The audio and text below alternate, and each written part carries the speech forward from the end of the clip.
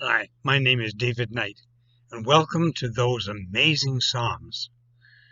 Psalm 33, the most powerful force in the world. Elizabeth Barrett Browning wrote, "Earth's crammed with heaven, and every common bush afire with God, but only he who sees takes off his shoes." The opening lines of Psalm 33 invite us to take off our shoes, get out the guitars and mandolins, and sing our hearts out in praise to God.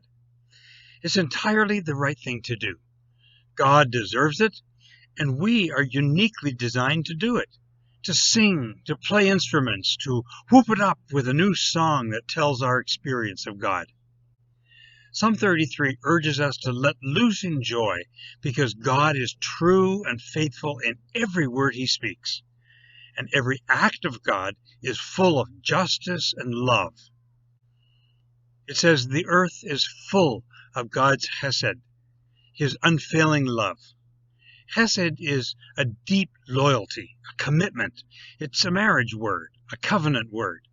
And the earth is full of this kind of love. That needs to be said and sung because there is so much in our world that is not loving, that is not just, that is disloyal, unfaithful, and defiant. So the psalm explores several ways this hesed permeates the world and invites us to celebrate it and to trust it. By the word of the Lord the heavens were made, their starry host by the breath of his mouth. The entire creation is an act of love, a love of beauty, diversity, of wisdom, and an expression of God's loving purposes. So many features of the universe are remarkably fine-tuned, including our position within it, and it makes our Earth spectacularly favored, as the scientists say, to support life. The discoveries of the Hubble telescope over the last 30 years suggest that we've barely scratched the surface of God's loving purposes still waiting to be discovered in the cosmos. Here on Earth, the psalm says, God assigned the sea its boundaries and locked the oceans in vast reservoirs. To the ancients, that meant that God spoke and the powers of chaos submitted to his will, that God is the sovereign of an ordered cosmos. To a modern geographer, the phrase, the reservoirs of the deep, suggests the complex arrangement of life-giving water on our planet. 75% of it salt water in the oceans, from which most of our rainwater comes through evaporation. 2/3 of the remaining fresh water is locked away in glaciers and ice caps, helping to moderate the temperature of the Earth. And the remaining 10% is reserved in underground aquifers and clouds over our heads.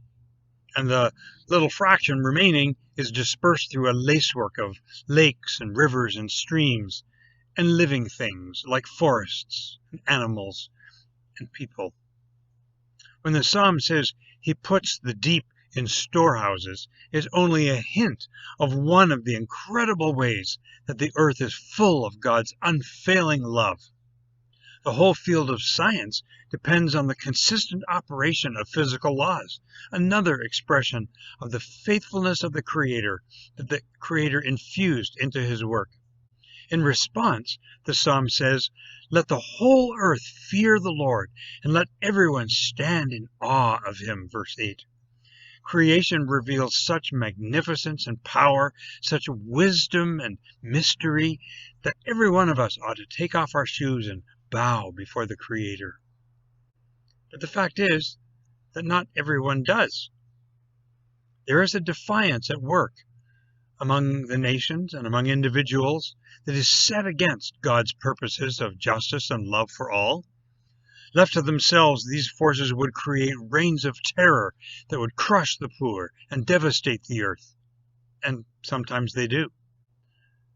But God's loving purposes are at work and eventually thwart those plans and bring empires to their knees. Verse 12 of our psalm notes an exception among the nations. The nation of Israel, blessed and chosen by God to be a light to the rest of the nations, to reflect the justice and goodness of God. What a privilege and joy had that nation embraced God's unfailing love. When Israel failed to fulfill its mission, God expanded his zone of chosenness through Jesus to embrace Gentiles to be a chosen people, a holy nation.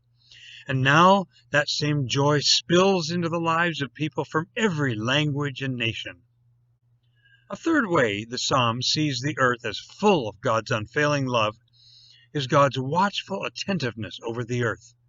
Verse 13 says, "The Lord looks down from heaven and sees the whole human race, everyone on earth." God sees how military generals rely on their powerful armies, hoping to ensure victory. And he sees how we all have that same tendency to rely on material means for our success.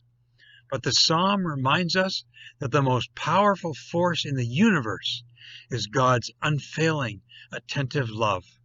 The eyes of the Lord are on those who trust in his Hesed love. There it is again, God's unfailing love.